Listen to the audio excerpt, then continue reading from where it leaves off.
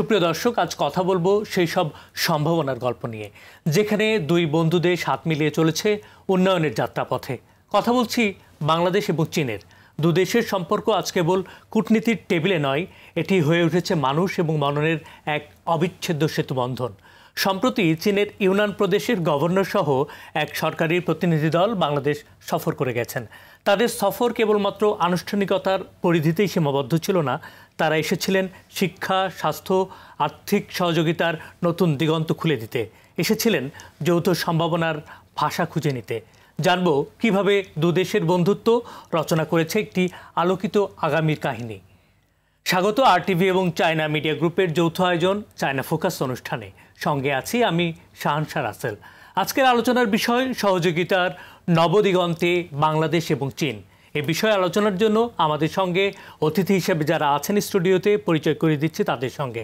আমার সঙ্গে আছেন জাতীয় হৃদরোগ ইনস্টিটিউট এবং হাসপাতালের পেডিয়াট্রিক কার্ডিওলজি বিভাগের বিভাগীয় প্রধান ডক্টর আবদুল্লাহ শাহরিয়ার। আমার সঙ্গে আছেন ঢাকা বিশ্ববিদ্যালয়ের পপুলেশন সায়েন্সেস বিভাগের অধ্যাপক ডক্টর মইনুল ইসলাম। আপনাদেরকে স্বাগত আজকের আলোচনায়। চলে যাচ্ছি মূল আলোচনায়। অধ্যাপক শাহরিয়ার, আপনার কাছে আমি আসতে চাই প্রথমে, চীনের ইউনান প্রদেশ কিভাবে বাংলাদেশের স্বাস্থ্য খাতে সহযোগিতার হাত বাড়াতে চাচ্ছে? দুদিন আগে আমরা ঢাকা ইউনিভার্সিটির সিনেট ভবনে আমাদের অনেকগুলি সমঝোতা স্মারক হয়ে গেল এবং এখানে স্বাস্থ্য ব্যাপারটাও অনেক কিছুর সাথে এসছে এবং সেটা ইউনান বা যেটা আমরা কুনমিং বলি, খুবই নিকটতম অঞ্চল। যদিও চায়না আমাদের অনেক দূরে, তারপরও মায়ানমারের যদি এই বর্ডারকে আমরা ট্রিট করি আমাদের অনেক কাছেই। তো সেই হিসেবেই আমাদের চীন বেশ অধিক দিয়ে আমরা বলবো একটু নিকটতম প্রতিবেশী দেশ। তো এখন এই দেশে আমরা যা দেখলাম, সেখানে আমাদের স্বাস্থ্য খাতে আমাদের বিশাল একটা সম্ভাবনার ব্যাপার রয়েছে এই জন্যই যে আমাদের যে সমঝোতা সড়কে যা দেখলাম আমরা, সেখানে অনেকগুলি দিগন্ত উন্মোচন হয়েছে। সেখানে আমাদের শুধু চিকিৎসা বিষয় না, আমাদের দেশের মানুষ বিদেশে যাবে চিকিৎসা করতে, সেই ব্যাপারগুলি নয়। সেখানে আমরা দেখেছি যে আমাদের দেশের ছাত্ররা কীভাবে ওখানে পড়াশোনা করবে স্বাস্থ্য খাতের বিষয়ে। 2 নম্বর হলো আমরা কিভাবে আমাদের বিভিন্ন ধরনের মত বিনিময় করব, আমাদের চিন্তার যে ব্যাপারগুলি, গবেষণার ব্যাপারগুলি, সেই দ্বারটা উন্মোচন করা। তৃতীয়ত প্রযুক্তিগত সেবা কীভাবে দিতে পারেন চায়না অবশ্যই চীন একটি প্রযুক্তিগতভাবে পৃথিবীর একটি অন্যতম একটি দেশ, পুরোধা। তো তাদের কাছ থেকে আমরা তো প্রযুক্তি নিতেই পারি আমরা।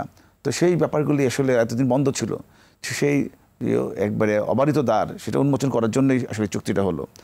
আর কুনমিংয়ের যে হসপিটাল রয়েছে এখানে, আসলে মেইনলি এটা হসপিটালের নাম হলো আসলে ফুয়াই হসপিটাল। আমাদের যেমন ঢাকা ইউনিভার্সিটির অনেকগুলি অধিভুক্ত অনেক কলেজ থাকে, তো ফুয়াই বেজিংয়েরই একটা শাখা যে ইউনান প্রদেশে, সেটা কুনমিং যেটা বলে কুনমিংয়ে, সেখানের সাথে আমাদের এইগুলি হলো। তো স্বাভাবিকভাবে সেই প্রখ্যাত আপনার ফুয়াই হসপিটালের যে আমাদের যে গবেষণার খাবারগুলি, সেখানে শিক্ষার চিকিৎসার ব্যাপারগুলি সব কিছু চলে আসবে ধারাবাহিকভাবে।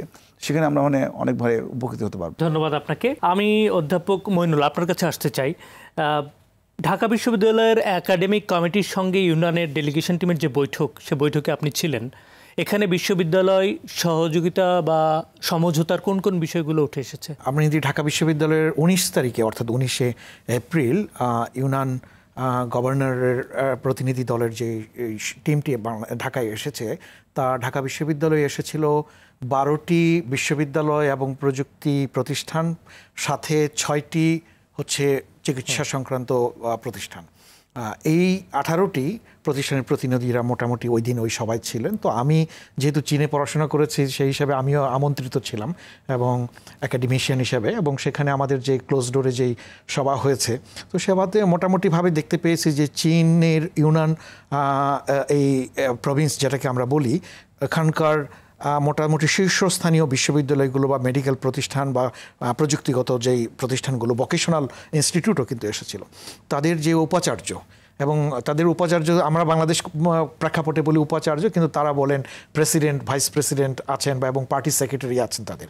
তো এই মানে ঊর্ধ্বতন কর্মকর্তারা এবং বিশ্ববিদ্যালয়ের যারা নীতি নির্ধারক, তারা কিন্তু এসেছিলেন এবং তারা মূলত যে বিষয়গুলো নিয়ে আমাদের সাথে আলাপ করছিলেন যে কিভাবে আরও চীনের সাথে আমাদের অন্তর্ভুক্তি এবং বা সহযোগিতামূলক শিক্ষা বিনিময়টা কিভাবে ঘটতে পারে।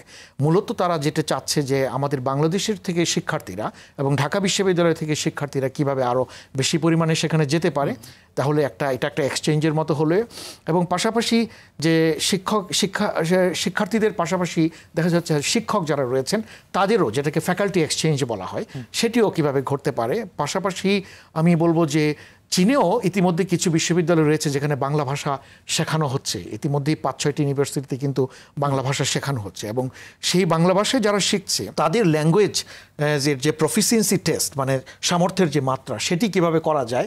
কারণ যেহেতু চীনেও এখন বাংলা ভাষা শিখছে, আমাদের এখানে থেকে ঢাকা বিশ্ববিদ্যালয় থেকে কীভাবে সেটি করা যায় সেটি নিয়েও তারা আলোচনা করেছেন, এবং যৌথ গবেষণা কিভাবে করা যায় সেটি নিয়েও কিন্তু তারা অনেক আলোচনা করেছেন। এবং আপনি জানেন যে আমরা একটা পরিবর্তিত প্রেক্ষাপটে আছি। একদিকে প্রযুক্তির উন্নয়ন ঘটছে, একদিকে দেখা যাচ্ছে যে জলবায়ুর পরিবর্তন ঘটেছে, তাই এর মধ্যে দেখা যাচ্ছে যে আপনার সামাজিক পরিবর্তনও ঘটছে, অর্থনৈতিক জায়গা থেকে ব্যবসা বাণিজ্যের জায়গা বিষয় রয়েছে।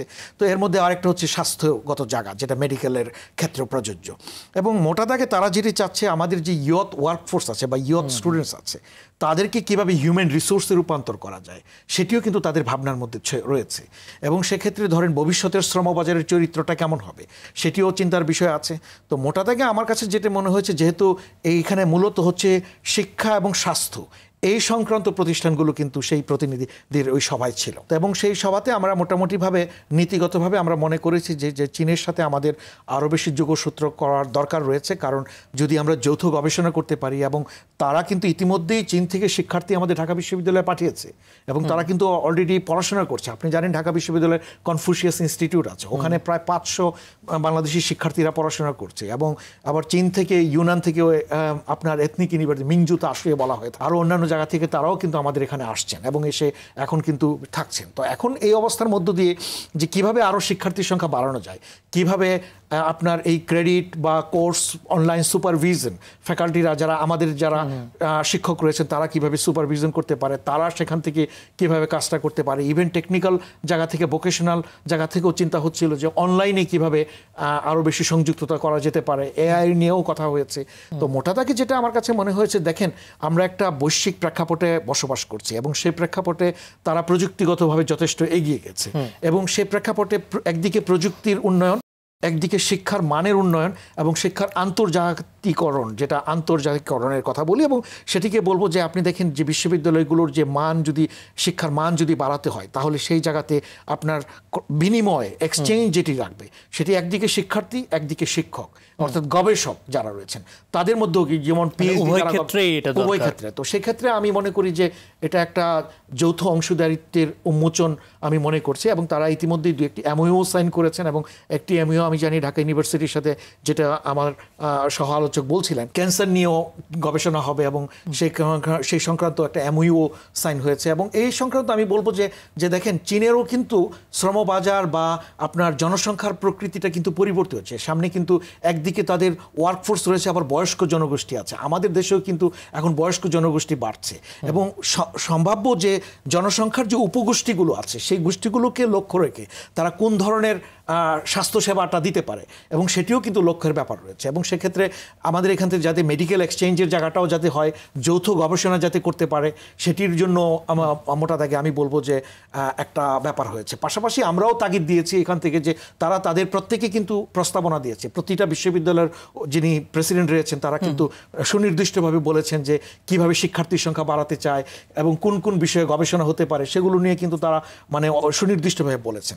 আবার আমাদের দিক থেকেও আমরা প্রস্তাবনা রেখেছি যে আমরা কি করতে পারি। যেমন ধরেন আমাদের দিকে যদি প্রতি বছর ডায়ালগ হয় তাদের মধ্যে, এবং প্রতি 1-2 বছর অন্তর অন্তর যদি সেগুলো নিয়ে ইভ্যালুয়েশন হয়, এবং কোথায় সমস্যা রয়েছে বা কিভাবে আরও উত্তরণ করা যেতে পারে, কিভাবে ওদের আরও শিক্ষার্থী আমাদের এখানে আসে, আমাদের বাংলাদেশের স্টাডিজও কিভাবে সেখানে যেতে পারে। কারণ আমাদের শ্রমবাজারের যারা রয়েছে, যারা যে সমস্ত যুবকরা রয়েছে, তারাও তাদের শ্রমবাজারে কিভাবে প্রবেশ করতে পারবে। কাজে ওই জায়গাগুলো, ওখানকার যারা ডক্টর তৈরি হবে, আমাদের শিক্ষার্থীরা কিন্তু ওখানে কিন্তু মেডিকেল সায়েন্সও পড়তে যাচ্ছে। কাজে এরা কিন্তু যদি চীন যদি এখানে স্বাস্থ্যক্ষেত্রে বিনিয়োগ করে, তারা যদি এখানে হসপিটাল তৈরি করে, তাহলে এই গ্র্যাজুয়েটদের যদি জবের সুযোগ আসবে কিনা সেগুলোও ভাবনা চিন্তার ভবিষ্যতের ব্যাপার আছে। আমরা মোটা দাগে যেটি চিন্তা করেছি যে একটা সুবর্ণ সুযোগ তৈরি হয়েছে, তারা কিন্তু খুব উদ্যোগী হয়ে এসেছে। ব্যাপারটি কি লক্ষণীয় যেটি যে একটি হচ্ছে আমাদের সাথে ইন হাউসে ডায়ালগ করেছে, কিন্তু পরবর্তী দিন যে 20 তারিখে 20 এপ্রিল যে সিনেট ভবনে যেটি হলো, সেখানে কিন্তু মোটামুটি বাংলাদেশেরও যারা অংশীজন রয়েছে তাদেরকে সবাইকে কিন্তু নিয়ে এসেছেন। এবং ইউনানের যিনি প্রভিন্সের যিনি গভর্নর, উনি কিন্তু সুস্পষ্টভাবে বলেছেন বাংলাদেশের সাথে যোগাযোগটা আরও কিভাবে বাড়ানো যায়। এবং চীন দেশের যে দূতাবাসের যিনি আপনার রাষ্ট্রদূত রয়েছেন, তিনিও কিন্তু খোলা মনেই বলেছেন যে আমরা চাই বাংলাদেশের সাথে আরও বেশি ওতপ্রোতভাবে যুক্ত হতে, এবং সেক্ষেত্রে স্বাস্থ্যক্ষেত্রে একটা গুরুত্বপূর্ণ জায়গা তারা এই মুহূর্তে বেছে নিয়েছে। জি জনাব মইনুল, আমি আবারও আসবো আপনার কাছে। দর্শক দেখছিলেন RTV এবং চায়না মিডিয়া গ্রুপের সহযোগিতায় অনুষ্ঠান চায়না ফোকাস। এই পর্যায়ে নিচ্ছে একটি ছোট্ট বিরতি, সঙ্গেই থাকুন। দর্শক আবারও ফিরে আসলাম চায়না ফোকাস অনুষ্ঠানে। আজকের আলোচনার বিষয় সহযোগিতার নবদিগন্তে বাংলাদেশ এবং চীন। চলে যাচ্ছি আবারও আলোচনায়। আমি একটু ডক্টর আব্দুল্লাহ আপনার কাছে আসতে চাই যে চীন স্বাস্থ্য খাতে সহযোগিতার কথাগুলো উঠে এসেছে। কোন কোন অভিজ্ঞতা এবং প্রযুক্তি বা প্রযুক্তিগত সহযোগিতা চীন থেকে আমরা বাংলাদেশের প্রেক্ষাপটে কাজে লাগাতে পারি বলে আপনি মনে করছেন? মইনুল তো ইতিমধ্যেই যেটা আলোচনায় আনলেন ক্যান্সারের ব্যাপারটা, তো তাই না, আমাদের ক্যান্সারের বাইরেও আমাদের কিন্তু নিমস মানে আমাদের স্নায়ু রোগ ইনস্টিটিউট এবং Kurmitola hospital, Dhaka medical college hospital এবং আমাদের হৃদরোগ ইনস্টিটিউট, এগুলি কিন্তু তাদের আলোচনার মধ্যে এসেছে। এবং আসলে চুক্তি তো বড় কথা না, চুক্তির আগে তো আন্তরিকতার ব্যাপার থাকে। আমরা কিন্তু মজার ব্যাপার হচ্ছে এই চুক্তিগুলির আগেই 1 বছর আগে থেকে কিন্তু আমাদের চীনের সাথে আমাদের একটা বোঝাপড়া চলছিল স্বাস্থ্য খাতে। এবং আমরা দেখতে যাচ্ছিলাম যে চীন আমাদেরকে কতটুকু আমাদেরকে আন্তরিক তাদের, এবং আন্তরিকতার প্রশ্নে তারা মোটামুটি আমার মনে হয় পাশ করে গেছে। কারণ কেন বলছি যে আমরা এর মধ্যেই তাদেরকে বলি যে আমাদের তো আমরা একটা বিশাল আমার জনগোষ্ঠী বাংলাদেশে, আমি আমার নিশ্চয়ই কথা বলছি, হৃদরোগের যারা কনজেনিটাল হার্ট ডিজিজ বলি বা জন্মগত হৃদরোগে আক্রান্ত বাচ্চারা, এদের কিন্তু আর কোনো জায়গা নেই। বাংলাদেশে কিন্তু জায়গাটা খুব সংকীর্ণ, খুব দু একটা জায়গায় হয় চিকিৎসা। এটা বিদেশে মুখাপেক্ষী হওয়া ছাড়া উপায় নেই এই নিকটতম সময়। সেটি চীন সময় উপযোগী অবস্থান নিয়েছে। তারই প্রেক্ষাপটে তারা কিন্তু গত বছরই আমাদের দেশে ক্যাথল্যাবের পরিবর্তে ইকো বেস কীভাবে রোগীদের রোগ শনাক্ত করা যায় প্রাথমিক স্তরে। কারণ আপনারা জানেন যে একবার একটা রোগ হয়ে যাওয়ার পরে তার জন্য চিকিৎসা করা যায়, এটা হচ্ছে ব্যয়বহুল। রোগটাকে যে আগেই ডায়াগনোসিস করা যায় সেটা কিন্তু অনেক যুক্তিযুক্ত ব্যাপার। সেদিকে নজর রেখে চীন একটি মুভিং ভেহিকল কনভয়ের মতো দিয়েছে। চীনের কিন্তু যত কর্মকাণ্ড তাদের এডিবি ঋণের আওতায় থাকে। এডিবিতে চীনের বিশাল একটা ঋণ আছে, এবং তারা বলছে যে তাদের এবার আলোচনা করে গেছে যে এগুলি যেন কোনো ধরনের আপনার নিয়মতান্ত্রিক বেড়াজলে না পড়ে থাকে, এই টাকাটা যেন চলে আসে তাড়াতাড়ি। কারণ আপনি জানেন যে অর্থ ছাড়া তো আপনার এই সমঝোতা চালক যাই হোক না কেন সেটা তো বাস্তবতা মুখ দেখার পারে না। তো তারা অক্টোবরের দিকে তারা যতগুলি সমঝোতা হলো, সমঝোতা সড়কগুলি সেগুলি যেন বাস্তবতার রূপ রাখে। সেই পরিপ্রেক্ষিতে হৃদরোগের যে রোগী যারা রয়েছে তাদের উন্নত চিকিৎসা এবং আমাদের যে গবেষণাগুলি, হৃদরোগ বিষয়ে যে গবেষণাগুলি, সেগুলিকে আরও ভালো পর্যায়ে নিয়ে যাওয়া। আমাদের স্টুডেন্ট যারা চায়নায় আছে তারা যেন আরও ধরনের অভিজ্ঞতা অর্জন করতে পারে এবং তাদের যে পড়াশোনার বিষয়ে তাদের যে অনেক প্রতিবন্ধকতা রয়েছে এদিকে পূর্বে সেটা কাটিয়ে উঠতে পারে। কারণ আমাদের ওখানে দেখা যাচ্ছে যে চীনের থেকে যারা পড়াশোনা করে আসে তারা পরবর্তীকালে তারা উচ্চ প্রশিক্ষণ করতে তাদের যে ওটার যে ধারাটাকে বজায় রাখার জন্য তারা স্বীকৃতি পান না। সে বিষয়গুলি কিন্তু খোলাসা করার জন্য আলোচনা চলেছে। আর যেটা হলো ক্যান্সার বিষয় যেটা বললেন, যে ক্যান্সারের কিন্তু আমরা অনেক পিছিয়ে আছি। ক্যান্সারের প্রযুক্তিগত কিন্তু অন্য জায়গায় চলে গেছে। হ্যাঁ, আমাদের গামা নাইফ রয়েছে যেগুলি আমরা বলি, সেগুলি কিন্তু অত্যন্ত ব্যয়বহুল। এখন যদি একটি উন্নত দেশ যদি আমাদের সহযোগিতা না আসে, বাংলাদেশ তাদের সীমাবদ্ধ গণ্ডির মধ্যে এইখান থেকে বেরিয়ে আসতে পারবে না। লাখ লাখ রোগ প্রতি বছর ক্যান্সার রোগে আক্রান্ত মারা যাচ্ছে। তো চীনের সাথে এই চুক্তিগুলি ছিল খুবই বাস্তবসম্মত, সময়োপযোগী। আমি মনে করি এটা ধরে রাখতে হবে। এবং আমাদের ব্যক্তিগতভাবে যেভাবে আমরা যেটা করেছি, আমরা হৃদরোগ ইনস্টিটিউট, আমরা কিন্তু 2জন বাচ্চাকে আমরা একেবারে বিনা পয়সায়, যেটা আমরা যখনই বলি যে চায়নার সাথে যে চুক্তিগুলি হচ্ছে, আমরা প্রায় প্রশ্ন আসছে যে এটা কি টাকা দিয়ে হবে, কিন্তু আমরা কিন্তু চীনকে আমরা অনুরোধ করেছি যে তোমরা আপনাদের আন্তরিকতার নিদর্শন স্বরূপ এই 2টো বাচ্চাকে আপনারা প্রথমে আমরা যদি বলেন টেস্ট কেস হিসেবে বিনা পয়সায় আপনারা চিকিৎসা করে নিয়ে আসবেন। এবং আপনি শুনে খুশি হবেন যে ইউনিয়ন প্রদেশে যে ফোয়াই হসপিটাল থেকে দুটো বাচ্চাকে হৃদরোগ আক্রান্ত যারা, একজন ভিএসডি এসডি, একটা বাচ্চার নাম হলো সাজিদ আর একজন হলো রিপন, তারা 9 ও 10 বছরের দুটো বাচ্চা। তারা তাদের বাবা মা সচে গিয়েছিলেন তারা এই মার্চ মাসের 8 থেকে 14 তারিখের মধ্যে। সাথে ছিলেন 2জন ডক্টর। এই 2জন ডক্টর, একজন সার্জন ছিলেন, একজন ছিলেন আমাদের কার্ডিওলজিস্ট। তারা দেখতে গিয়েছিলেন যে অভিজ্ঞতা বিনিময় করার জন্য, যেটা আমরা বলছি যে এই অভিজ্ঞতা বিনিময়ের মাধ্যমেই আমরা আরও আমাদেরকে শানিত করবো, আমাদের মেধা, আমাদের জ্ঞান, আমাদের অভিজ্ঞতাকে। তা চেষ্টাই করে আসলো তারা। এবং আমরা খুশি যে চীনের যে এই স্বাস্থ্যগত পরিবেশ, যেটা এর আগামী দিনগুলিতে আমাদের শিশুরা যারা চিকিৎসার অভাবে মারা যাচ্ছে, তাদেরকে উন্নত চিকিৎসা দেওয়া যাচ্ছে না, বিশেষ কার্ডিওলজি ডিজিজ যেটা বলি, জন্মগত হৃদরোগ। চীন যদি আমাদের সহযোগিতার হাত বাড়িয়ে দেয়, এই বাচ্চাগুলি রাহু মুক্তি ঘটবে তাদের জীবনের। আপনি যেটা বলছিলেন যে চীন একটা ভ্রাম্যমান গাড়ি বা একটা হাসপাতাল যেটা প্রত্যন্ত অঞ্চল পর্যন্ত ছড়িয়ে যাবে বা যেতে পারবে, গ্রামাঞ্চলে প্রত্যন্ত অঞ্চলে গিয়ে সেটা ট্রিটমেন্ট দিতে সক্ষম, তাই তো? জি, মানে সেপ্টেম্বরের মধ্যে হয়তো। যেমন দেখেন, আমাদের কিন্তু ক্যাথল্যাব লাগে, ক্যাথল্যাব ছাড়া কিন্তু আমাদের রিং পড়াতে পারি না। তো সেখানে একটা ক্যাথল্যাব, আপনার ভালো জানেন, ক্যাথল্যাব নির্মাণে কিন্তু আপনি যদি প্রকিউরমেন্টে যান তাহলে প্রায় 8-10 কোটি টাকা চলে যায়, বা প্রকিউরমেন্ট ছাড়া গেলেও 5 কোটি টাকা চলে যায়। সেখানে ক্যাথল্যাব ব্যতি রেখেই সেই ভ্রাম্যমান গাড়ির মধ্যেই যদি আমরা এই প্রযুক্তি কাজে লাগিয়ে বাচ্চা চিকিৎসা দিতে পারি, এটা বিশাল একটা ব্যাপার হবে। শুধু তাই না, ঢাকায় বসে চিকিৎসা হচ্ছে না, তেঁতুলিয়া থেকে টেকনাফ পর্যন্ত আমাদের এই গাড়িটা চলে যাবে। এটা বিশাল, আমি মনে করি এটা বিশাল একটা ফিলোসফির ব্যাপার। এটা তো সবাই বলে অনেক কথায় যে আমরা আমাদেরকে এত ঋণ সাহায্য দেবে, কিন্তু দেশের প্রত্যন্ত অঞ্চলে যে চিকিৎসা সেবাটা ছড়িয়ে দেওয়ার যে এই দর্শনটা, এটা একটা বিশাল ব্যাপার। এবং একটা গাড়ি দিয়ে এটা শুরুটা হচ্ছে, এবং হয়তো বা ভবিষ্যতে এই পরিধিটা আরো বাড়বে। জি, ধন্যবাদ। আমি আসবো আবার আপনার কাছে। দর্শক দেখছিলেন RTV এবং চায়না মিডিয়া গ্রুপের সহযোগিতায় অনুষ্ঠান চায়না ফোকাস। এই পর্যায়ে নিচ্ছে একটি ছোট্ট বিরতি, সঙ্গেই থাকুন। দর্শক, আবারও ফিরে আসলাম চায়না ফোকাস অনুষ্ঠানে। আজকের আলোচনার বিষয় সহযোগিতার নবদিগন্তে বাংলাদেশ এবং চীন। চলে যাচ্ছি আবারও আলোচনায়। আমি জনাব মইনুল আপনার কাছে আবার আসতে চাই। আপনি যে প্রসঙ্গ নিয়ে কথা বলছিলেন, বিশ্বের অন্যান্য শিক্ষা প্রতিষ্ঠানগুলোর সঙ্গে পারস্পরিক বিনিময় বা সহযোগিতা করতে গেলে এই বিষয়টাকে আপনি বাংলাদেশের প্রেক্ষাপটে কিভাবে দেখেন? আমাদের শিক্ষা এবং স্বাস্থ্য, এই দুটো হচ্ছে মানব পুঁজির সবচেয়ে গুরুত্বপূর্ণ জায়গা, এবং এই দুটো জায়গায় বিনিয়োগ করতে হয়, এবং এই দুটো জায়গায় কিন্তু চীন টার্গেট করে আমাদের এখানে এসেছে। আমাদের হাতে কিন্তু হিউম্যান ক্যাপিটাল তৈরি করার সময় এই মুহূর্তে।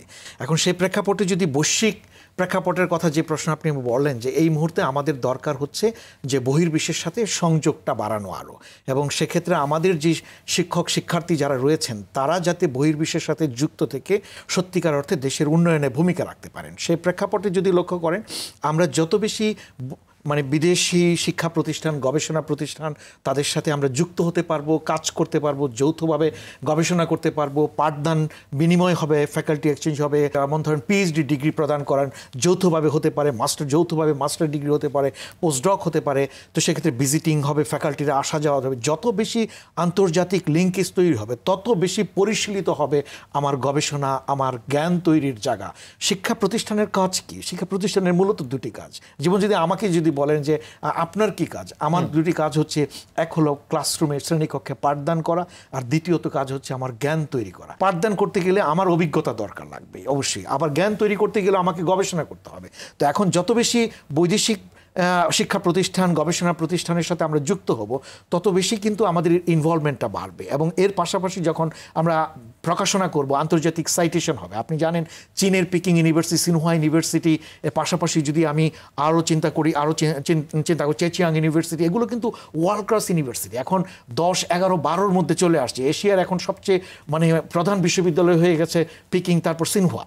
তো এখন এই বিশ্ববিদ্যালয়গুলো সামনে 5 বছর কিন্তু আরও সামনে এগিয়ে আসবে, এবং চীনের বিশ্ববিদ্যালয়গুলো দ্রুত গতিতে আগাচ্ছে। তারা কিন্তু আন্তর্জাতিকভাবে অসংখ্য মানে বৈদেশিক শিক্ষা প্রতিষ্ঠানের সাথে যুক্ত, তারা বিনিয়োগ করছে এবং গবেষণাতে বিনিয়োগ করছে, প্রচুর বিদেশি শিক্ষার্থী আসছে।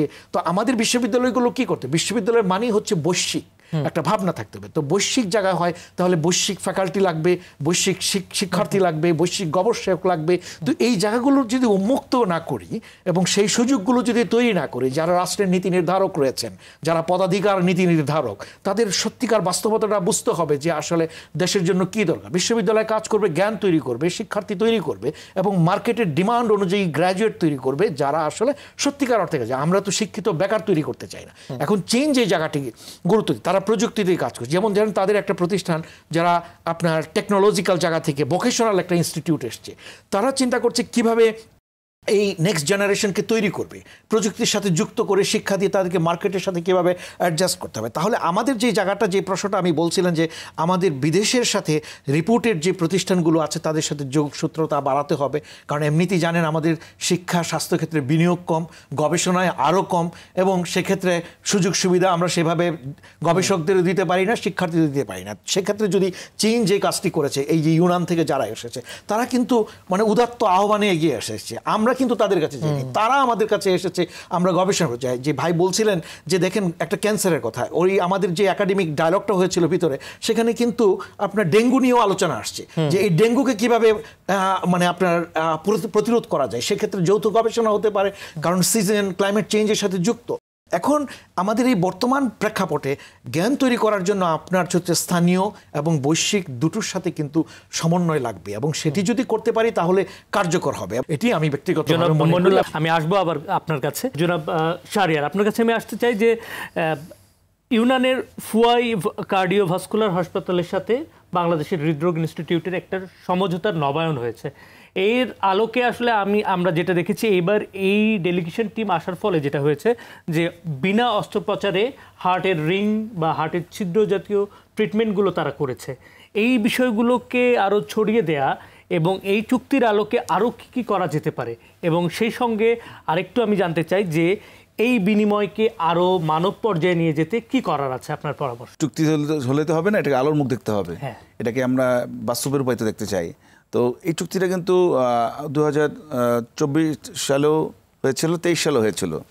তখন আপনার চীনের যে কার্ডিয়াক ইনস্টিটিউট যেটা, ওটার প্রধান অধ্যাপক প্যান উনি এসেছিলেন, এবং উনি যে চুক্তিটার প্রাথমিক ধারায় ছিল যে আমরা এই বাংলাদেশে খালি এই জিনিসটাই লেখা ছিল যেখানে ক্যাথল্যাবের পরিবর্তে আমরা ইকো বেস আমরা রিং লাগাবো বা আমরা ইন্টারভেনশন কাজ করবো। বাচ্চাদের আমরা এই ফুটোগুলি বন্ধ করব, ছিদ্রগুলি বন্ধ করব। কিন্তু এটার পরবর্তীকালে তারা যখন দেখলো আমাদের আগ্রহ আছে, এবং তারা কিন্তু অন টেস্ট কিছু কাজ করেও যায় 2023 সালে, 24 সালেও। এই বছর তারা জাতীয় ইনস্টিটিউটে 5 জন আমাদের সেক্ষেত্রে পেডিয়াট্রিক্স না, এটা অ্যাডাল্ট যারা বয়স্ক, তাদের 5 জনের শরীরে 5টি বোতাম বা ডিভাইস বসায়, এবং তারা পরীক্ষামূলক দ্বারা সফল হয়ে যান, এবং আমাদের ডাক্তারদের তারা প্রাথমিক ধারণা দিয়ে যান যে আপনারা কিন্তু সহজভাবে ক্ষতিকর রেডিয়েশনের ব্যতিকেই আপনারা উন্নত এই দর্শনের মধ্য দিয়ে, এই চিকিৎসা দর্শনের মধ্য দিয়ে রোগীদেরকে ভালো করে নিতে পারবেন। এটা তো একটা পর্যায়ে গেল। আমি তো মনে করি আরও কিছু পর্যায়ে আছে। আমরা দেখেন আমাদের যে ওষুধের কাঁচামালগুলি, এগুলো তো চায়না থেকে নিয়ে আসি আমরা, সেটা কিন্তু এখনও সুবিন্যস্ত অবস্থায় নাই। আমরা যদি এটা ভালো যোগাযোগ রাখি, এটা কিন্তু আরও কম দামে আমরা নিয়ে আসতে পারবো। ওষুধের দাম কিন্তু আরও কমে আসবে। আপনি জানেন ইদানিং ওষুধের দাম নিয়ে বেশ মানে আমরা অনেক কথা হচ্ছে আপনার। চীন যদি এগিয়ে আসে তাহলে আমাদের কিন্তু আজকে আরও বেশি মূল্যে এর থেকে ইউরোপ থেকে কিন্তু কাঁচামাল সংগ্রহ করতে হয় না, বা পার্শ্ববর্তী অন্য দেশ থেকে সংগ্রহ করতে হয় না। এটা একটা জিনিস। 2 নম্বর হলো যে মনিরুল ভাই বললেন যে আমাদের যে ট্রপিক্যাল ডিজিজগুলি, শুধু ডেঙ্গু নয়, আমাদের ম্যালেরিয়া। আপনি জানেন যে ম্যালেরিয়া ডেঙ্গু এখন ঘুরে ঘুরে আসছে। এটাকে আমাদের জন্য বিশাল একটা মাথা ব্যথা হয়ে যাচ্ছে। তো এটা যদি আমাদেরকে সারাতে হয়, ম্যালেরিয়া কিন্তু ভ্যাকসিন বের হচ্ছে, ডেঙ্গুর ভ্যাকসিন বের হচ্ছে, কিন্তু ভ্যাকসিনগুলি কার্যকর না, যেহেতু ডেঙ্গুর অনেকগুলো স্ট্রেন রয়েছে। তো এর জন্য ব্যাপক গবেষণা প্রয়োজন। বাংলাদেশের যে ল্যাবগুলি রয়েছে সেই গবেষণা তাদের সেই ধরনের সক্ষমতা নেই। চীনের যে গবেষক যারা রয়েছেন, যারা উন্নত মেধা এবং উন্নত জ্ঞানের অধিকারী, তাদের এক্সচেঞ্জ অফ ভিউজ লাগবে, পারস্পরিক মতের বিনিময় লাগবে আমাদের। এছাড়া আমাদের এগিয়ে যাওয়ার দ্বিতীয় কোনো পথ নেই। আমাদের পরিবর্তন এসেছে, রাষ্ট্রীয় পরিবর্তন এসেছে। এই পরিবর্তন শুধু মুখে বা আমাদের দেহে দেখলে হবে না, মননে রাখতে হবে, চিন্তায় রাখতে হবে এবং মানসিকতায় রাখতে হবে। জি, ধন্যবাদ। আমি একদমই অনুষ্ঠানের শেষ পর্যায়ে চলে আসছি। একদম সংক্ষেপে জানতে চাচ্ছি, বাংলাদেশ এবং চীন এই যে গণমানুষের সহযোগিতার বিনিময়ের জন্য এগিয়ে এসেছে 50 বছরের কূটনৈতিক সম্পর্কের সুবর্ণ জয়ন্তীর ক্ষণে, গণমানুষ পর্যায়ে আনতে গেলে এই সহযোগিতাগুলোকে আরো কোন অ্যাঙ্গেলে, এগুলোর বাইরে আর কি করার আছে, আপনার কোনো পরামর্শ যদি থাকে? চীন বাংলাদেশের যে সম্পর্কটা, এই সম্পর্কের 50 বছর পূর্তিতে এই বছরের জন্য তারা একটা প্রতিপাদ্য বিষয় রেখেছে, যেটা আপনি বলেছেন, পিপুল টু পিপুল বন্ডেজ তৈরি করা। এবং এই পিপুল টু পিপুল বন্ডেজের আওতায় কিন্তু এরা কিন্তু আমাদের দেশে এসেছেন। তো এই জায়গা থেকে আমি মনে করি যে সরকারি পর্যায়ে যে ব্যারিয়ারগুলো রয়েছে, সহজে ভিসা পাওয়া বা কমিউনিকেশনটা আরও বাড়ানো, এই জায়গাটা অনেক ক্ষেত্রে ভিসা প্রাপ্তিতে সমস্যা হতে পারে। আর একটা হচ্ছে যে ল্যাঙ্গুয়েজের যে জায়গাটা, এখন কিন্তু এই যে ল্যাঙ্গুয়েজ ব্যারিয়ারটা অনেকে মনে করে থাকেন, কিন্তু চীনা ভাষাটা শিখতে হয়, ওরাও আমাদের ভাষা শিখতে চাচ্ছে, অনেক ক্ষেত্রে আমরা দোভাষীও ব্যবহার করি, এটাও কিন্তু আরেকটা জবের নতুন জায়গা তৈরি হবে। চীনের শ্রমবাজারেও তারা কিন্তু চিন্তা করবে যে আমাদের মতো জায়গায় যদি বিনিয়োগ করে বেশি উৎপাদন করতে পারে এবং সেটা যদি অর্থনৈতিকভাবে লাভজনক হয়, তো চায়না কিন্তু বিবেচনা করেছেন এবং এই যাচাই বাছাই করেই কিন্তু ভাবছেন যে বাংলাদেশে যদি তারা এই বিনিয়োগটা করেন, এটার আউটকামটা পজিটিভলি আসবে বলেই তারা মনে করছেন। আমরাও মনে করি যে এখানে বিনিয়োগ করে কিন্তু প্রফিট ম্যাক্সিমাইজ করার বেশি সুযোগ রয়েছে। সেক্ষেত্রে আমি মনে করি যে এটা একটা সুবর্ণ সুযোগ এবং এই সুযোগটাকে কাজে লাগাতে হবে এবং পাশাপাশি নতুন নতুন জায়গা খুঁজতে হবে, কোন কোন জায়গায় আমরা এই এভিনিউগুলো তৈরি করতে পারি। পারস্পরিকভাবে যদি আমরা কাজটা করতে পারি, আমি মনে করি যে জ্ঞান তৈরিতে বিনির্মাণে একটা বড় ভূমিকা রাখবে। এখানে যদি আমরা পাবলিকেশনস করি, প্রচুর রিসার্চ করি, এগুলো ওয়ার্ল্ড ওয়াইড সার্কুলেট হবে এবং এখানে বিনিয়োগ করলে সেটা ওয়ার্ল্ড ওয়াইড ছড়িয়ে যাবে। এখন আমাদেরকে পিছনে ফিরে তাকানো না, আমাদের পিছনে অনেক ব্যারিয়ার ছিল, সমস্যা ছিল, আমাদেরকে এখন উন্মুক্ত মনে আগাতে হবে এবং তা না হলে আমার যে ইয়ত যাদেরকে রয়েছে, যাদেরকে আমি ওয়ার্কফোর্স হিসেবে সামনের সময়ের জন্য তৈরি করতে চাই, যেখানে আমি বলছি যে জনমিতিক লভ্যাংশ অর্জনের সঠিক সদ্ব্যবহার করতে চাই, যদি করতে হয় তাহলে আমার মনে হয় যে চীন আমাদের জন্য এই মুহূর্তে একটা সুবর্ণ জায়গা, যেখানে আমাদের শ্রমবাজারও উন্মুক্ত হওয়ার সুযোগ আছে ভবিষ্যতে। তো সে প্রেক্ষাপটে অসংখ্য ধন্যবাদ। এই প্রসঙ্গে আমি আপনার কাছে আসতে যাচ্ছি, ওভারঅল এই জাতীয় বিষয়গুলো নিয়ে আপনারা কি ভাবছেন? চায়নার যে প্রযুক্তির ব্যাপারে আমাদের কিন্তু একটা নেগেটিভ অ্যাটিটিউড আছে, আমি কিন্তু এটা বলতে চাই, এইটা থেকে বেরিয়ে আসতে হবে। এবং এর কারণটা হলো বৈশ্বিক যে চিন্তা ভাবনার সাথে আমরা কিন্তু তাল মিলিয়ে চলতে পারছি না। আমাদের খুব ক্ষুদ্রায়িত জ্ঞান, আশেপাশের দিকে আমরা তাকাচ্ছি, আমাদের জ্ঞানের পরিধিটা বাড়াতে হবে, পড়াশোনাটা বাড়াতে হবে। এআই এর কথা বললেন, আর্টিফিশিয়াল ইন্টেলিজেন্স কথা বললেন। চায়না কিন্তু আর্টিফিশিয়াল ইন্টেলিজেন্স আপনি জানেন যে চ্যাট জিপিটিকে তারা করে এখন তাদের ডিপসেক করেছে, এটা নিয়ে চিন্তা ভাবনা ফেলে দিয়েছে। তো তারা যখন প্রাচ্যকে যখন তারা বৃদ্ধাঙ্গুলি প্রদর্শন করছেন, সে চায়নার আমরা চাই না ওই ধরনের কোল্ড ওয়ারের দিকে যেতে। আমাদের দেশের হলো মানবিক বিপর্যয় থেকে আমাদের নিজেকে উদ্ধার করা। সেখানে চায়নাকে কাজে লাগানোর ক্ষেত্রে আমি আরেকটা জিনিস একটু বলতে চাই যে আমাদের যে মেডিকেল সামগ্রী, সেগুলি কিন্তু প্রাচ্যের জিনিসপত্র যখন আমরা হাত দিতে চাই অত্যন্ত ব্যয়বহুল। আমি একটা ডিভাইস আপনাদের যাতে পরিচিতির জন্য বলছি অনশনে, যে আমাদের যে রিং বা স্টেন বলি, এটা স্টেন কিন্তু যদি আমরা যেটা কিনছি আমরা এখন বর্তমানে, সেগুলোর দাম পড়ছে কিন্তু একটা মাঝারি মানে স্টেনের দামও পড়ছে কিন্তু 50, আগে তো কমে আসছে, তাও 50,000 60,000। চাইনিজ প্রযুক্তি, চীনের প্রযুক্তি আমরা ব্যবহার করি, যেমন এই পার্শ্ববর্তী দেশ ইন্ডিয়া তারা নিজেদের প্রযুক্তি ব্যবহার করছে, নিজেরাই বানাচ্ছে। চায়নার প্রযুক্তি ব্যবহার করে আমাদের এই স্টেন কিন্তু আমাদের হাতের মুঠে চলে আসবে 20-25,000 টাকার মধ্যে। একটা গরিব রিক্সাওয়ালা, একটা মজুর, তার জন্য কিন্তু 50-60,000 টাকা মানে গভর্নমেন্ট যদি এখন আমাদের দেশে যদি বিমার ব্যবস্থা করে থাকেন, আমার মনে হয় তারা এটা পারবেন না। এটাকে অবশ্যই একটা নাগালের মধ্যে আনতে হবে। এবং চায়না যেহেতু এই মধ্যমানের এবং তাদের মধ্যে গণমানুষের চেতনার একটা ব্যাপার রয়ে থাকে, সেগুলি তাদের ফিলোসফি রয়েছে, আমার মনে হয় তাদের কাছে আমরা এই হেল্পটা পেতে পারি। আমরা টাভি একটা ভাল্ব, সেটার দাম পড়ে হলো আপনার বাংলাদেশের টাকায় 25 লক্ষ টাকা, কিন্তু চাইনিজ যে টাভি যে ভাল্ব, সেটার দাম পড়ে হলো 15 লক্ষ টাকা। কোথায় 25 লক্ষ টাকা, তো 15 লক্ষ টাকা। তাহলে আমরা এই সুযোগগুলি নিব না কেন? এবং এটা একই মানের ওই যে সেই সমস্যাটা হচ্ছে আমাদের কিন্তু আমাদের মেন্টাল গেট আপটা আমাদের বেরিয়ে আসতে হবে। যে অ্যামাজন থেকে আপনি যখন কিনবেন, তখন আমরা বলছি যে খুব ভালো জিনিস পাচ্ছি, যখন চায়নার কথা ওঠে তখন আমাদের একটা কেমন সংশয় হয়। আমাদের নিজের বাঁচার জন্যই আমাদের যে ইকোনমিক প্রাইসের জিনিসটার জন্য চায়না প্রযুক্তি দরকার হবে। এটা আমাদের মন মানসিকতা চেঞ্জ করতে হবে। এবং ব্যয়বহুল প্রাচ্যের সিঙ্গাপুর বা যেখানে যে থাইল্যান্ডে যাচ্ছি, অজস্র টাকার হচ্ছে আপনার, এটা সাশ্রয় না করে আমাদের মনে হয় আমাদের দিক পরিবর্তন করতে হবে। এবং চায়নায় যাওয়া ব্যাপার না, যে ভাই যেটা বললেন, যাওয়া না, চায়নার যে প্রযুক্তি বাংলাদেশে আসবে, আমাদের হসপিটালগুলোতে চায়নার বিশেষজ্ঞগণ আসবেন, তাদের প্রযুক্তিগুলি আসবে, তাদের সবাই তো যেতে পারবে না ওখানে, সেটাই করতে হবে আগে। এবং তারা আগ্রহ প্রকাশ করেছে, তারা বলেছে আপনারা আমাদের দ্বারগুলো উন্মোচন করে দেন, আমাদের আসার পরিবেশ তৈরি করে দেন, আমরা আসতে চাই।